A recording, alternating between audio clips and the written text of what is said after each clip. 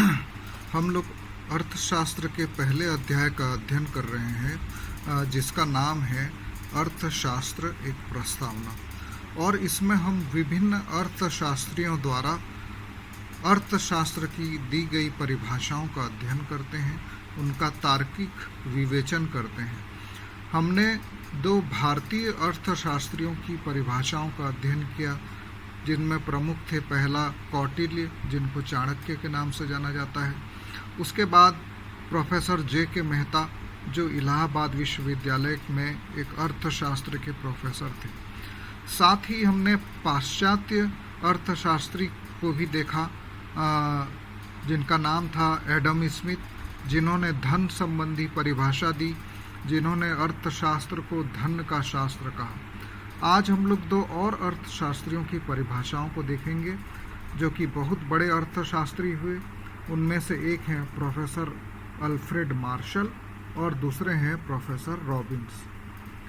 Martial की ने अर्थशास्त्र को इस प्रकार परिभाषित किया है कि अर्थशास्त्र मानव जीवन के सामान्य व्यवसाय का अध्ययन है। इसमें व्यक्तिगत तथा सामाजिक क्रियाओं के उस भाग की जांच की जाती है जिसका भौतिक सुख के साधनों की प्राप्ति और उपयोग से बड़ा ही घनिष्ठ संबंध है। आइए अब इस परिभाषा की हम लोग व्याख्या को देखेंगे, क्योंकि परीक्षा के दृष्टिकोण से भी ये महत्वपूर्ण है। जो पहली व्याख्या की गई है वो ये है कि उनकी परिभाषा से ये निष्कर्ष निकलता है कि अर्थशास्त्र केवल धन का शास्त्र नहीं है, जैसा कि एडम स्मिथ ने कहा था, परंतु प्रोफेसर मार्शल के अनुसार यह मानव कल्याण का शास्त्र है।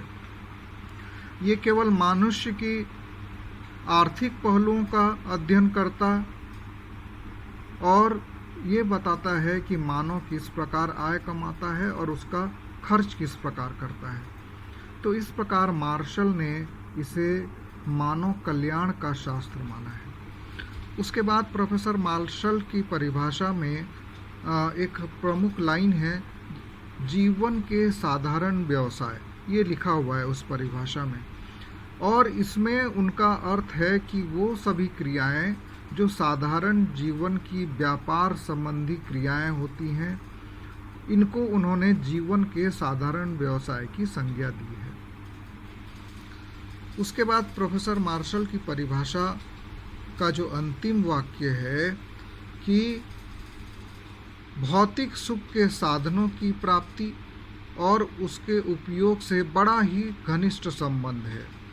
इसका मतलब ये है कि प्रोफेसर मार्शल ने धन और मानव दोनों का अध्ययन को अर्थशास्त्र की विषय वस्तु बताया है, लेकिन मानव को प्राथमिकता दी है।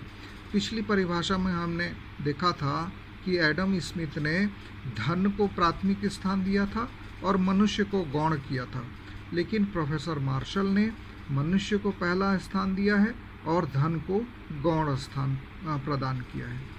चौथी जो इसकी व्याख्या की गई, प्रोफेसर मार्शल के अनुसार अर्थशास्त्र का मुख्य उद्देश्य मानवीय कल्याण में वृद्धि करना है, और इस प्रकार उन्होंने कल्याणकारी अर्थशास्त्र की नींव को रखा।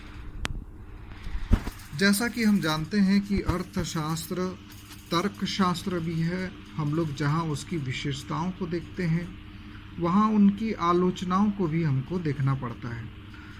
तो इसी प्रकार मार्शल की परिभाषा अच्छी होते हुए भी बहुत से अर्थशास्त्रियों ने इनकी आलोचना भी की, जिनमें प्रोफेसर रॉबिन्स प्रमुख हैं।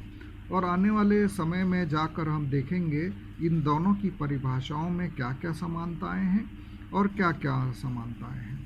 पहली जो आलोचना की गई, जिसमें प्रोफेसर मार्शल ने परिभाषा में एक लाइन का उपयोग किया है, जीवन के साधारण व्यवसाय। जो आलोचक हैं वो ये कहते हैं कि जीवन के साधारण व्यवसाय वाक्यांश अस्पष्ट है, क्योंकि उन्होंने ये नहीं बताया कि साधारण व्यवसाय में कौन कौन सी क्रिया को शामिल करना चाहिए और कौन कौन सी शामिल नहीं करना चाहिए। इस प्रकार आलोचकों ने उनकी परिभाषा को अस्पष्ट और दोषपूर्ण माना है। आलोचक ये भी कहते हैं कि प्रोफेसर मार्शल की परिभाषा भौतिकता के भ्रम जाल में फंसी है। प्रोफेसर मार्शल ने ये कहा है अपनी परिभाषा में, मनुष्य केवल उन्हीं प्रयत्नों का अध्ययन करता है जिनका संबंध भौतिक सुख के साधनों की प्राप्ति तथा उपयोग से होता है, लेकिन अभौतिक साधनों का अध्ययन भी अर्थशास्त्र में किया जाता है। और जो प्रमुख अर्थशास्त्री हैं जिन्होंने आलोचना की है, उनका ये भी मानना है कि भौतिक और अभौतिक में भेद करना बहुत ही कठिन काम है। उसके बाद प्रोफेसर मार्शल ने कहा कि अर्थशास्त्र में केवल आर्थिक क्रियाओं का अध्ययन किया जाता है।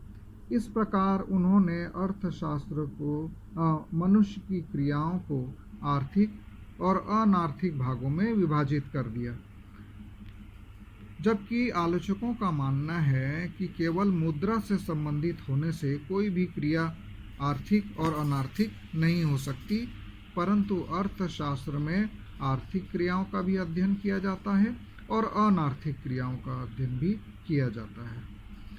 उसके बाद आलोचकों का कहना है कि मार्शल की जो परिभाषा है वो वर्गीकृत है, अर्थात उन्होंने बहुत सारा वर्गीकरण कर दिया, भौतिक अभौतिक, आर्थिक अनार्थिक, कल्याण अकल्याण, साधारण असाधारण। तो अर्थशास्त्र के अंतर्गत इतने सारे वर्गीकरण नहीं करना चाहिए, ऐसा आलोचकों का मानना है। इसको उन्होंने अवैज्ञानिक माना है।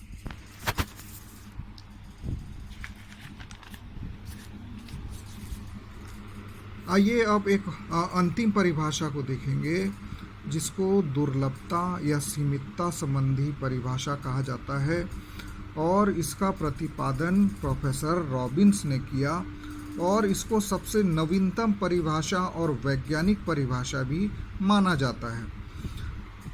प्रोफेसर रॉबिन्स के अनुसार अर्थशास्त्र वह विज्ञान है जो मानव व्यवहार का सीमित और अनेक उपयोगों वाले साधनों तथा लक्ष्यों के संबंध के रूप में करता है।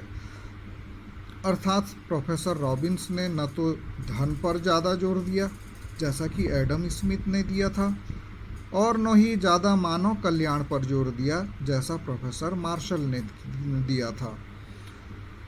उनका कहना है कि जीवन की मूल सच्चाई को देखते हुए मनुष्य की असंख्य आवश्यकताओं का सीमित साधनों से संबंध स्थापित करना चाहिए, और बहुत से अर्थशास्त्रियों ने इनकी परिभाषा का समर्थन भी किया है। तो आइए अब इसकी व्याख्या को देखते हैं। पहला, प्रोफेसर रॉबिन्स कहते हैं कि मनुष्य की आवश्यकताएं असीमित होती हैं, अनंत होती हैं।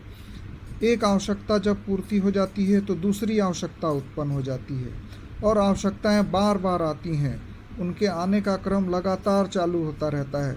आपको यदि पानी की आवश्यकता है तो थोड़ी देर बाद आपको भूख की आवश्यकता होगी, आपको रोटी की आवश्यकता है तो कपड़े की भी आवश्यकता होगी। अभी आप पुराना मोबाइल फ़ोन यूज़ कर रहे हैं तो आपको नए आने वाले दिनों में नए मोबाइल फ़ोन की आवश्यकता होगी। आप छोटे घर में रह रहे हैं तो कल को आपको बड़े घर की आवश्यकता होगी।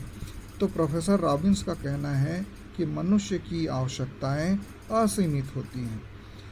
और दूसरा, इसकी व्याख्या ये है कि आवश्यकताएं असीमित हैं, लेकिन उसको पूरा करने के जो साधन होते हैं वो सीमित रहते हैं, और इसीलिए मनुष्य को चुनाव करना पड़ता है कि वो कौन सी आवश्यकता पहले पूरी करे और कौन सी आवश्यकता बाद में पूरी करे।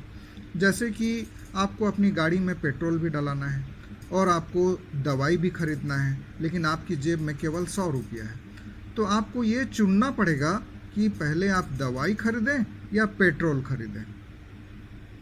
उसके बाद साधनों के वैकल्पिक प्रयोग की बात कही है प्रोफेसर रॉबिन्स ने। साधनों की सीमितता के साथ साथ उनको वैकल्पिक प्रयोगों में भी लाया जा सकता है।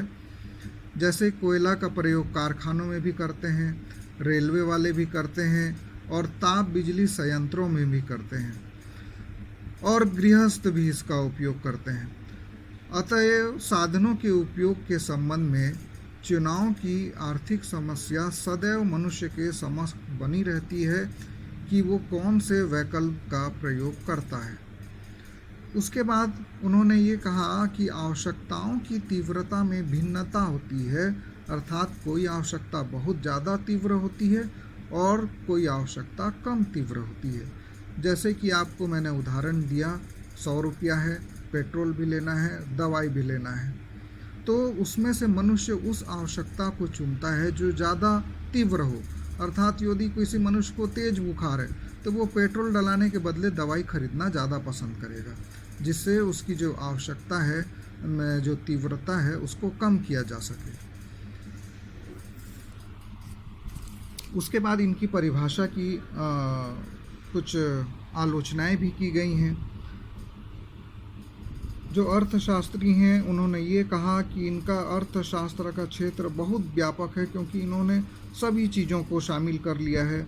इसमें मनुष्य के सभी व्यवहारों का अध्ययन किया जाता है, इसलिए इनके क्षेत्र को बहुत व्यापक माना गया है। उसके बाद ये अर्थशास्त्रियों का कहना है कि इन्होंने साधन और साध्य के बीच के अंतर को स्पष्ट नहीं किया, क्योंकि कभी कभी जो एक समय जो साधन होता है वो बाद में वही साध्य बन जाता है, और जो साध्य पहले होता है बाद में वो साधन हो जाता है। उसके बाद उद्देश्य के प्रति तटस्थ है, क्योंकि उन्होंने नैतिकता को दूर कर दिया है, अर्थात उचित और अनुचित के विषय में अर्थशास्त्र में कुछ नहीं बोलना चाहिए। लेकिन अर्थशास्त्रियों का मानना है कि अर्थशास्त्री को एक आर्थिक नीतियों का विश्लेषण करना चाहिए, और उचित और अनुचित के प्रति अर्थशास्त्र जो है वो तटस्थ नहीं हो सकता। और बहुत से आलोचकों ने कहा कि इनकी परिभाषा बहुत जटिल है, और ऐसी जटिल है जो आम आदमी समझ नहीं सकता।